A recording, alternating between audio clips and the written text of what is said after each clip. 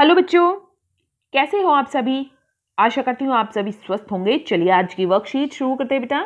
आज दिनांक है 28 अक्टूबर 2021 और डेट द्वारा दी गई वर्कशीट नंबर 99 हम करेंगे, जिसमें दो भाग आए हुए हैं, ए भाग और बी भाग। हमारा भाग ए है हिंदी विषय का और भाग बी है ईवीएस सब्जेक्ट का, यानी हमारे आसपास जो पाठ्य पुस्तक है उसमें से।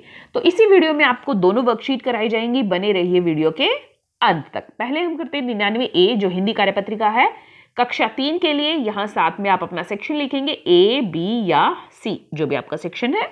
आज हम हमारी पाठ्यपुस्तक रिमझिम में पाठ जब मुझको सांप ने काटा, ये एक पाठ है आपकी पाठ्यपुस्तक में, तो उससे आज की हमारी वर्कशीट दी गई है। यहां आपको अपना नाम और यहां पर अपने शिक्षक या शिक्षिका का नाम लिखना है।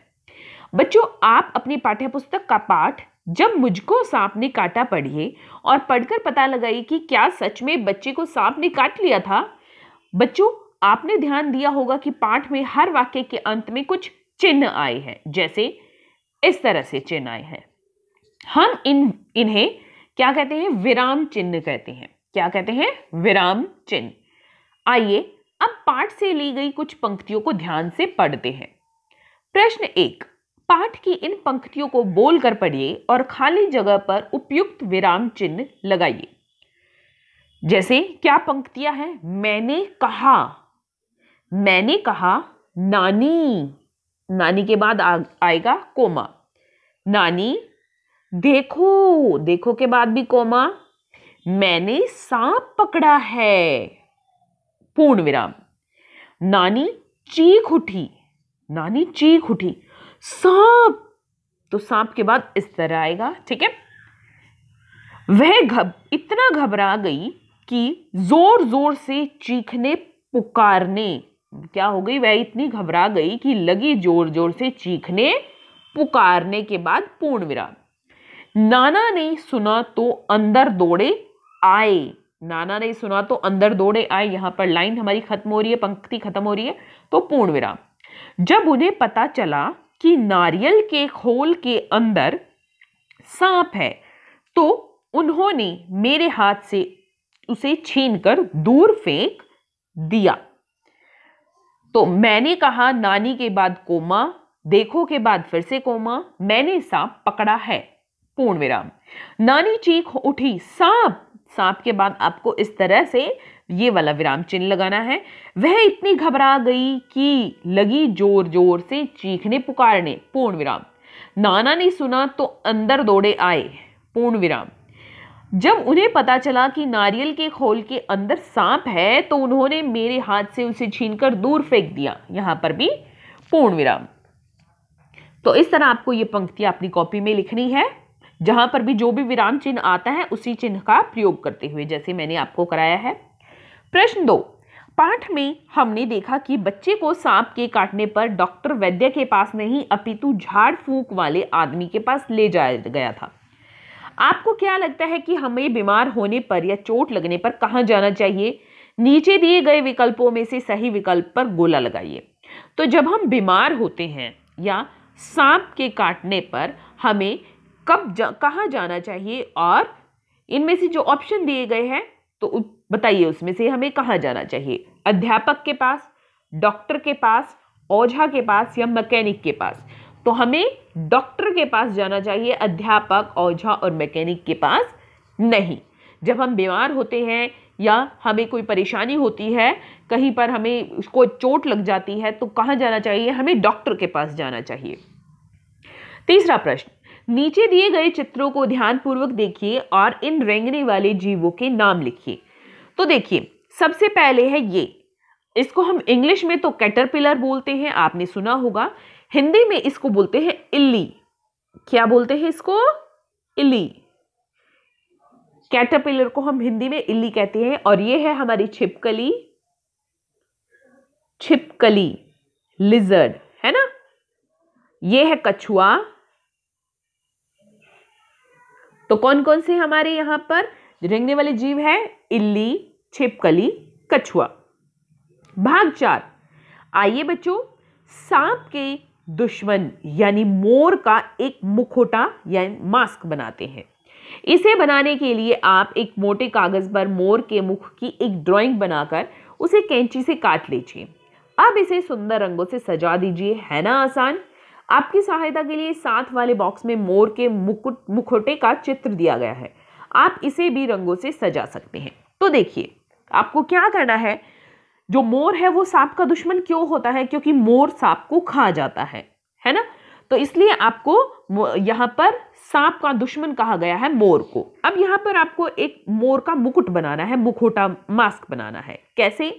इस तरह से आपको यही वाला चित्र आप अपनी कॉपी में बनाइए, या कोई और चित्र बना सकते हैं तो आप वो बनाइए। इसमें सुंदर से आप रंग भी भरिए और फिर इसको कैंची से काट लीजिए। और यहाँ पर आप दो छेद करके धागा बांध लीजिए, ताकि ये इस तरह से आपके सिर के पीछे एक कोई रबड़ या धागा कुछ भी आप ले जाए तो, और ये आपके चेहरे पर आ जाए। ये आप बन जाएगा आपका मोर का मास्क। ठीक है, मोर का मुखौटा। अब इसमें आप रंग अपनी पसंद से कोई भी भर सकते हैं।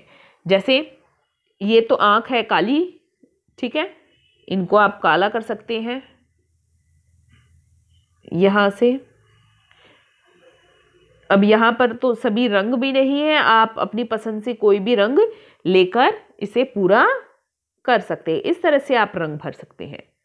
ठीक है, अलग अलग रंगों का प्रयोग करके इस चित्र को पूरा कीजिए। अभिभावकों के लिए सुझाव है, बच्चे से बातचीत कर बताइए कि रेंगने वाले जीव खतरनाक भी होते हैं। हमें उन्हें परेशान नहीं करना चाहिए, नहीं तो वे हमें हानि पहुंचा सकते हैं, जिससे हमारी जान को भी खतरा हो सकता है। तो बच्चों, आपको कार्यपत्रिका मजेदार लगी ना? अब बताइए आज आपने क्या नया सीखा। आज का कोविड का मैसेज है, अपने हाथों को साबुन और पानी से नियमित रूप से धोएं, तभी हम कोरोना से सुरक्षित रह सकते हैं। आज की हिंदी की वर्कशीट यहीं पर खत्म होती है बेटा। अब देखते हैं ईवीएस की वर्कशीट। ये है हमारी EVS worksheet 99B। EVS worksheet class 3 के लिए। यह है रिकैपिचुलेशन वर्कशीट, यानी अभी तक हमने जो भी वर्क किया है उसका हम रिवीजन इस वर्कशीट में करेंगे। हमारी टेक्स्ट बुक लुकिंग अराउंड में यूनिट 2 द प्लांट फेयर, उसमें से ही ये वर्कशीट है। यहां आपको अपना नेम और यहां अपनी टीचर का नेम फिल करना है। बच्चों, हमने पाठ द प्लांट फेयरी में पौधों एवं विभिन्न प्रकार की पत्तियों के बारे में जाना। हमने यह भी समझा कि पौधों और पत्तियों के विभिन्न भाग किस प्रकार कार्य करते हैं। आज हम इस कार्यपत्रिका में उन सभी विषयों की पुनरावृत्ति करेंगे, यानी उनको दोहराएंगे। प्रश्न 1, नीचे कुछ प्रश्न विकल्प के साथ दिए गए हैं। सही विकल्प को चुनकर उत्तर अपनी कॉपी में लिखिए। पहला प्रश्न, किसकी मदद से एक नया पौधा बनता है? तो किसकी मदद से बनता है? फल की, बीज की या तना की? तो बीज की मदद से एक नया पौधा बनता है। जब हम बीज उगाते हैं तो नया पौधा बनता है। अगला प्रश्न है, पौधे को सीधा खड़ा रखने में कौन सहायक होता है? तना, फूल या जड़ें? तो पौधे को सीधा खड़ा रखने में तना सहायक होता है।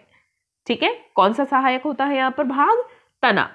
अगला प्रश्न है, पौधे के लिए मिट्टी से पानी व पोषक तत्व लेने का काम कौन करता है? जड़ें, तना या फल? तो पौधे के लिए मिट्टी से पानी व पोषक तत्व लेने का काम करती है जड़ें। जड़ें मिट्टी व पोषक तत्व लेकर पौधे को ऊपर अलग अलग भागों तक पहुंचाते हैं। आगे है, पौधे के मुख्यतः कितने भाग होते हैं? तो पौधे के मुख्यतः कितने भाग होते हैं यहाँ पर अगले प्रश्न में पूछा गया है। इसमें तो कौन कौन से भाग होते हैं? देखिए, कोई भी एक पौधा है, जैसे ये पौधा है मान लिया, ठीक है, और ये इस तरह से, इसमें क्या है? जड़ें, तना, पत्तियां, फल और फूल। कितने भाग हो गए? 1 2 3 4 5। 5 मुख्यतः भाग होते हैं, जड़, तना, पत्तियां, फल और फूल। ठीक है, फल किसकी रक्षा करते हैं? पत्ती की, तने की या बीजों की? तो फल किसकी रक्षा करते हैं? बीजों की, क्योंकि फल के अंदर बीज होते हैं तो वो उनकी रक्षा करते हैं। प्रश्न 2, बच्चों, पौधों के विभिन्न भागों से संबंधित कुछ रिक्त स्थान दिए गए हैं। संकेत बॉक्स की सहायता से नीचे दिए गए रिक्त स्थानों को पूरा कीजिए। तो देखिए, यहां पर हमारे संकेत बॉक्स में है ठंड, भोजन, पानी, नसें, नुकीला। पहला है खालिस्तान, पत्ती का सिरा डैश होता है। ये है पत्ती, तो इसका सिरा कैसा होता है, ये यहां से ये होता है नुकीला, पहले में आएगा नुकीला, तो यहां पर आपको लिखना है नुकीला। अगला है पत्ती की धारियां पौधे से पत्ते तक डैश पहुंचाती है। तो जो पत्ती की धारियां होती है यहां पर ये पौधे से क्या पत्ती तक पहुंचाती है, पानी। क्या पहुंचाती है, पानी पहुंचाती है। अगला है पत्ती की विभिन्न धारियां डैश कहलाती है। तो पत्ती में जो ये धारियां होती है इनको हम क्या कहते हैं, नसें। क्या कहते हैं इनको हम, नसें। पत्ती का किनारा पौधे को डैश से बचाता है। तो पत्ती का किनारा जो ये होता है, ठीक है, इसको पौधे को किससे बचाता है, ठंड से बचाता है। किससे बचाता है, ठंड से। पत्ती पौधे के लिए डैश बनाती है। तो जो पत्ते होते हैं वो पौधे के लिए क्या बनाते हैं, वो भोजन बनाते हैं। एक बार फिर से देखते हैं खाली स्थान। पत्ती का सिरा नुकीला होता है। पत्ती की धारियां पौधे से पत्ती तक पानी पहुंचाती हैं। पत्ती की विभिन्न धारियां नसें कहलाती हैं। पत्ती का किनारा पौधे को ठंड से बचाता है और पत्ती पौधों के लिए भोजन बनाती है। आगे देखते हैं प्रश्न 3। नीचे दिए गए वाक्यों में सही वाक्य के सामने सत्य और गलत के सामने असत्य लिखना है। ठीक है, असत्य लिखिए यहां पर। पहला है सभी पत्तियों का आकार एक जैसा होता है। क्या सभी पत्तों का आकार एक जैसा होता है, असत्य, बिल्कुल गलत है ये बात। क्यों, क्योंकि किसी की पत्ती छोटी होती है, किसी पौधे की किसी की बड़ी होती है, किसी की लंबाई लंबी होती है, किसी की छोटी होती है। अगला है तना पौधे के विभिन्न भागों तक पानी पहुंचाता है, गलत। तने का क्या काम होता है, पौधे को सीधा खड़ा रखना पौधे तने का काम होता है, तो यह है असत्य। तने का क्या काम होता है, तने का काम होता है पौधे को सीधा खड़ा रखना। अगला है पत्ती डंठल द्वारा तने से जुड़ी होती है, बिल्कुल सही है। तो ये देखिए कोई भी तना है, यहां पर एक डंठल होता है, ये पत्ती इसी से जुड़ी होती है, सत्य। आगे है पत्तियां पौधों के लिए भोजन बनाने में सहायक होती है, सत्य, क्योंकि पत्तियां क्या होती है, पौधे के लिए भोजन बनाती है। पत्ती का सिरा गोल भी होता है, बिल्कुल सही, क्योंकि कुछ पत्तियां होती है देखिए इस तरह से नुकीले सिरे वाली होती हैं और कुछ पत्तियां गोल होती है। जैसे कमल की पत्ती आप देखेंगे तो उसका सिरा यहां से गोल होता है। सभी पत्तियों का आकार एक जैसा नहीं होता। तना पौधे को विभिन्न भागों तक पानी नहीं पहुंचाता, बल्कि क्या करता है, वो उसे सीधा खड़ा रखने में मदद करता है। पत्ती डंठल द्वारा तने से जुड़ी होती है। पत्तियां पौधे के लिए भोजन बनाने में सहायक होती है, सत्य है। पत्ती का सिरा गोल भी होता है, जैसे कमल के पत्ती का। अभिभावकों के लिए सुझाव है बच्चों को ऐसे फलों से परिचित कराएं जिनके साथ पत्तियां जुड़ी होती है। आज का कोविड का मैसेज है कि जब भी हम घर से बाहर जाएं हमें सोशल डिस्टेंस मेंटेन रखना चाहिए, तभी हम कोरोना को हरा सकते हैं। आज की वर्कशीट यहीं पर खत्म होती है बेटा, फिर मिलते हैं एक नई वर्कशीट के साथ। तब तक के लिए अपना ध्यान रखना, धन्यवाद।